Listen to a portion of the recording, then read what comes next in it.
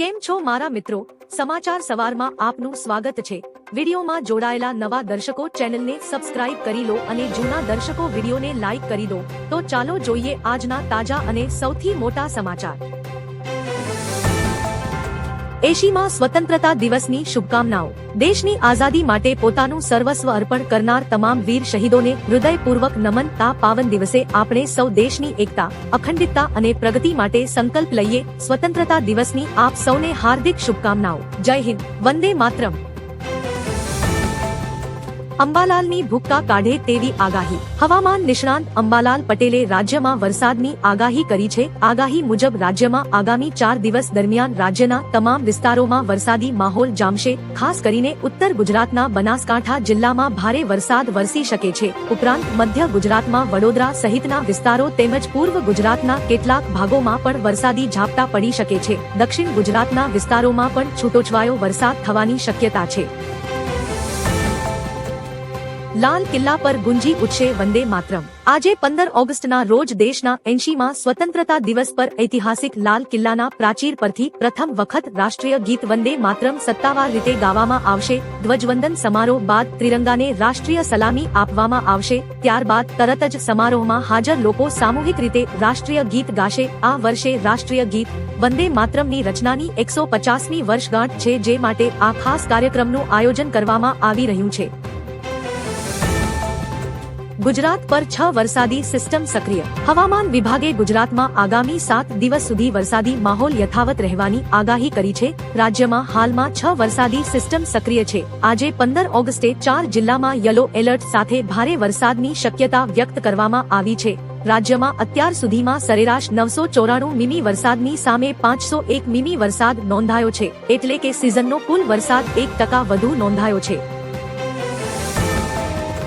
શાળામાં મોબાઈલ પર પ્રતિબંધ। રાજ્યની શાળામાં વધતા મોબાઈલ ઉપયોગ પર હવે કડક પગલાં લેવાની માંગ ઉઠી છે। શાળા સંચાલક મંડળ દ્વારા શિક્ષણ મંત્રીને રજૂઆત કરવામાં આવી છે, જેમાં વિદ્યાર્થીઓ માટે સ્કૂલ પરિસરમાં મોબાઈલ ઉપયોગ પર સંપૂર્ણ પ્રતિબંધ મૂકવાની માંગ કરવામાં આવી છે। આ અંગે વાત કરતા સંચાલક મંડળના પ્રમુખે જણાવ્યું કે 2010માં સરકાર દ્વારા શાળામાં મોબાઈલ પ્રતિબંધ અંગેનો પરિપત્ર બહાર પાડવામાં આવ્યો હતો, પણ હાલમાં તેનું પાલન થતું નથી।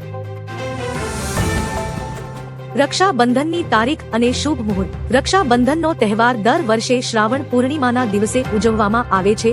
વર્ષ 2026માં રક્ષાબંધનનો પવિત્ર તહેવાર 28 ઓગસ્ટ શુક્રવારે ઉદ્યા તિથિ અનુસાર ઉજવવામાં આવશે। આ દિવસે પૂનમ તિથિ સવારે 9:30 વાગ્યા સુધી છે।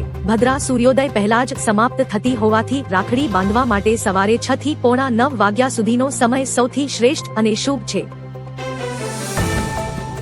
રાષ્ટ્રપતિનું રાષ્ટ્રજોગ સંબોધન। રાષ્ટ્રપતિ દ્રૌપદી મુર્મુએ 80માં સ્વાતંત્ર્ય દિવસની પૂર્વ સંધ્યાએ દેશવાસીઓને સંબોધિત કર્યા હતા। તેમણે કહ્યું કે 2047 સુધી વિકસિત ભારતના લક્ષ્ય સાથે દેશ આગળ વધી રહ્યો છે અને નાગરિકોએ રાષ્ટ્ર પ્રત્યે હંમેશા જાગૃત રહેવું જોઈએ। રાષ્ટ્રપતિનું સંબોધન સાંજે 7 વાગ્યે આકાશવાણીના રાષ્ટ્રીય નેટવર્ક પર પ્રસારિત થયું। દૂરદર્શન પર પ્રથમ હિન્દી અને ત્યારબાદ અંગ્રેજીમાં પ્રસારણ કરાયું હતું। પેકેજ્ડ ફૂડ પર વોર્નિંગ લેબલ લગાવો। સુપ્રીમ કોર્ટે પેકેજ્ડ ફૂડ પર વધુ ખાંડ, મીઠું અને ફેટ અંગેના વોર્નિંગ લેબલ મામલે કેન્દ્ર સરકાર અને FSSAIએ કડક ચેતવણી આપી છે।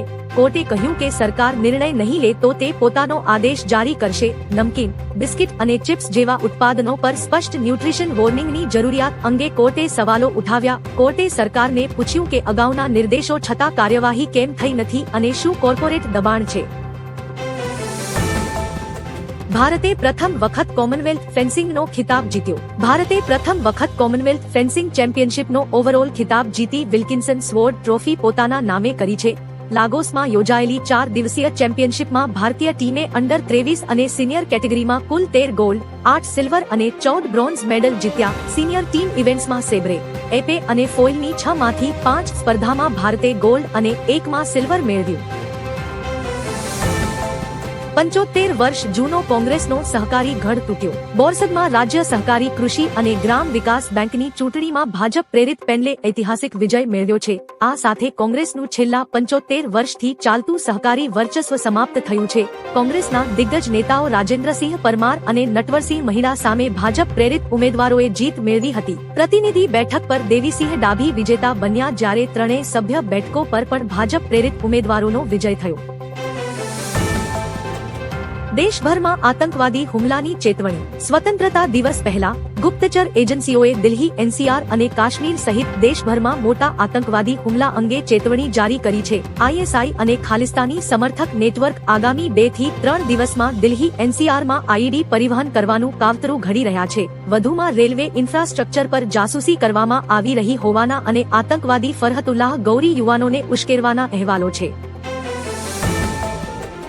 પાકિસ્તાનની ભારતને યુદ્ધની ધમકી. પાકિસ્તાનના પીએમ શાહબાઝ શરીફ ફરી એકવાર ભારતને લઈને આક્રમક નિવેદન આપ્યું છે. પાકિસ્તાનના સ્વતંત્રતા દિવસ પર તેમણે સિંધુ જળ સંધિને લઈને ભારતને ચેતવણી આપતા કહ્યું કે પાકિસ્તાનના પાણીનું એક ટીપું તેમની રેડ લાઇન છે. જો ભારત પોતાના વલણથી પાછળ નહીં હટે તો પાકિસ્તાન તેનો સીધો જવાબ આપશે. જણાવીએ કે ભારતે એપ્રિલ 2025માં પહેલગામ આતંકી હુમલા બાદ સિંધુ જળ સંધિને રોકી દીધી હતી. કોકરોચ તો ગટરમાં રહે છે. સાંસદ કંગના રનૌત નિવેદનોના કારણે ચર્ચામાં રહે છે. તાજેતરમાં તેમને યુવા હિન્દુ મહિલાઓનો ઉલ્લેખ કરતા જનરેશન ઝેડને જનરેશન ગટર કહ્યું હતું, જે બાદ ભારે હોબાળો થયો. હવે આ મામલે અભિનેત્રીએ દાવો કર્યો છે કે તેમનું નિવેદન એક ટાર્ગેટેડ ગ્રુપ માટે હતું, જૈનજી માટે નહીં. વધુમાં તેમણે કહ્યું, સીજેપીના લોકો પોતાનાને કોકરોચ કહે છે તો કોકરોચ તો ગટરમાં રહે છે, એમાં અમે શું ખોટું કહ્યું. સીએમ વિજય પીએમ મોદીને પત્ર લખ્યો. તમિલનાડુના સીએમ વિજય જોસેફ પરિસીમનને લઈને પીએમ મોદીને પત્ર લખી 3 માંગ કરી છે, જેમાં લોકસભા બેઠકોની કુલ સંખ્યા કાયમી ધોરણે 543 નક્કી કરવી જોઈએ, રાજ્યોને ફાળવવામાં આવેલી હાલની બેઠકો અકબંધ રહેવી જોઈએ, મહિલાઓ માટે 33% અનામત લાગુ કરવી જોઈએ. આ માંગ એવા સમયે આવી છે જ્યારે દક્ષિણના રાજ્યોમાં પરિસીમન બાદ તેમના રાજકીય હિસ્સા અંગે ચિંતા વ્યક્ત કરવામાં આવી છે. વડોદરામાં કથિત લવ જેહાદનો કિસ્સો. વડોદરાના મકરપુરા વિસ્તારમાં યુવતીને લગ્નની લાલચ આપી 4 વર્ષ સુધી દુષ્કર્મ આચર્યાનો આરોપ સામે આવ્યો છે. ફરિયાદ મુજબ આરોપી કાદરીએ યુવતીથી પોતાની પહેલેથી થયેલી શાદીની હકીકત છુપાવી હતી. સત્ય બહાર આવ્યા બાદ યુવતીએ સંબંધ તોડવાનો પ્રયાસ કરતા આરોપીએ જાથી મારી નાખવાની ધમકી આપી અને કથિત રીતે ધર્મ પરિવર્તન માટે દબાણ કર્યું હોવાનો પણ આરોપ છે. મકરપુરા પોલીસે આરોપીની ધરપકડ કરી વધુ તપાસ હાથ ધરી છે. અંબાલાલ પટેલની મોટી આગાહી. હવામાન નિષ્ણાંત અંબાલાલ પટેલ દ્વારા ભારે વરસાદની આગાહી વ્યક્ત કરવામાં આવી છે. આગાહી મુજબ આજથી 2 દિવસ માટે દક્ષિણ ગુજરાતમાં ભારે વરસાદ પડવાની સંભાવના છે. ખાસ કરી આજે સુરત, ભરૂચ, નવસારી, વલસાડ તેમજ દમણ અને દાદરા નગર હવેલીમાં વીજળી અને પવન સાથે વરસાદી ઝાપટા પડી શકે છે. ઉપરાંત આજે ઉત્તર ગુજરાતના જિલ્લાઓમાં ભારે વરસાદ જોવા મળી શકે છે. શ્રાવણ માસની હાર્દિક શુભકામનાઓ. ગઈકાલથી ગુજરાતમાં પવિત્ર શ્રાવણ માસનો પ્રારંભ થયો છે. આ પવિત્ર શ્રાવણ માસમાં કુલ 4 સોમવાર આવશે, જે ભક્તો માટે પૂજા અર્ચના વ્રત માટે અત્યંત વિશેષ મહત્વ ધરાવે છે. શ્રાવણ માસમાં શિવભક્તો શિવ મંદિરમાં જઈ મહાદેવની પૂજા તેમજ રુદ્રાભિષેક કરે છે. પવિત્ર શ્રાવણ માસ દરમિયાન ભગવાનને ધતુરાના ફૂલ, બીલી પત્ર તેમજ દૂધ ચડાવવામાં આવે છે. જણાવીએ કે 13 ઓગસ્ટના રોજ પ્રારંભ થયેલ શ્રાવણ માસ 11 સપ્ટેમ્બર સુધી રહેશે. મેઘરાજાની અમી વર્ષા સાથે શ્રાવણનો શુભારંભ. સોમનાથમાં મેઘરાજાની અમી વર્ષા સાથે શ્રાવણ માસનો પ્રારંભ થયો છે. વહેલી સવારથી જ વાદળછાયા વાતાવરણ બાદ સોમનાથમાં વરસાદની શરૂઆત થઈ હતી. વરસાદી માહોલ વચ્ચે શ્રાવણ માસના પ્રથમ દિવસે શિવભક્તો મહાદેવના દર્શન માટે ઉમટી પડ્યા હતા. સોમનાથ મંદિરમાં વહેલી સવારથી જ ભક્તોની લાંબી કતાર જોવા મળી હતી. હર હર મહાદેવના જયઘોષ સાથે ભક્તો સોમનાથ દાદા દર્શન કરી રહ્યા છે.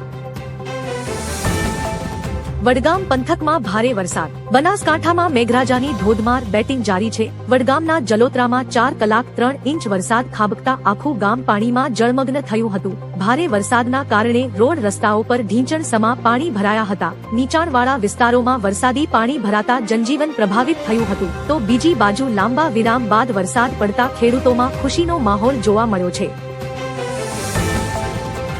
સાવરકુંડલા સહિત ગ્રામ્ય વિસ્તારોમાં વરસાદ. અમરેલી જિલ્લામાં હવામાન વિભાગની વરસાદની આગાહી વચ્ચે વાતાવરણમાં પલટો આવ્યો છે. સવારથી જ વાદળછાયું વાતાવરણ વાયું હતું અને સાવરકુંડલા સહિત આસપાસના વિસ્તારોમાં ધીમીધારે વરસાદ શરૂ થયો છે. બાબરા બાદ સાવરકુંડલા, ચરખડિયા અને ઓરિયા પંથકમાં વરસાદથી ઠંડક પ્રસરી છે. ધીમીધારે વરસેલા વરસાદથી અસહ્ય ગરમી અને બફારામાંથી રાહત મળી છે. બોટાદ જિલ્લાના અનેક ગામોમાં સારો એવો વરસાદ પડ્યો હતો.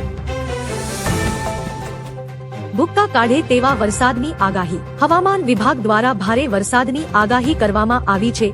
બનાસકાંઠા, સાબરકાંઠા અને અરવલ્લીમાં ભારે વરસાદનું રેડ એલર્ટ જાહેર કરવામાં આવ્યું છે, જ્યારે અમદાવાદ, અમરેલી, આણંદ, ભરૂચ, ભાવનગર, બોટાદ, છોટા ઉદેપુર, દાહોદ, ડાંગ, ગાંધીનગર, ખેડા, મહેસાણા, મહીસાગર, મોરબી, નર્મદા, નવસારી, પાટણ, રાજકોટ, સુરત, સુરેન્દ્રનગર અને તાપીમાં ઓરેન્જ એલર્ટ જારી કર્યું છે. આ દરમિયાન ભારે પવન ફૂંકાઈ શકે છે.